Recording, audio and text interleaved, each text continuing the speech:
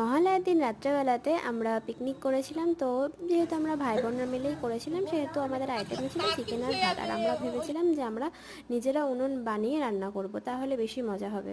তো যেমন বলা তেমন কাজ, সেই জন্য আমরা রান্নাটাও শুরু করে দিই। কিন্তু আস্তে আস্তে খুব ভয় লাগছিল, সেই জন্য আমরা একটুখানি আস্তে আস্তে সব কিছু করছিলাম। তারপরে একটা দিদি আসে, দিদিটা এসে বলে যে দে আমি রান্না করে দিচ্ছি, তোরা পারছিস না। বললাম ঠিক আছে, যেহেতু আমরা কেউই কোনোদিনও করিনি। তো যাই হোক, সবাই মিলে আমরা খুব মজা টজা করেছি। আর একদিকে আমাদের চিকেনটা প্রায় শেষ। তারপরে আমরা ভাতটা একদিকে বসিয়ে দিয়েছিলাম, আর এইদিকে লঙ্কা কাটা চলছে, আর এইদিকে আমাদের চিকেনটা টেস্ট করা চলছে। আর রায় শুধু ফুই দিয়ে যাচ্ছে, ওর গরম লাগবে না কী লাগবে ও বুঝতে পারছে না, যদি জিভ পড়ে যায়। তারপরে আমরা অনেকক্ষণ নেচে টেচে বেশ মজা করে আমরা 1:30 বেজে গেছিলো আমাদের। তারপরে রান্নাবান্নার সারতে তারপরে আমরা খেয়ে দিয়ে যে যার বাড়ি।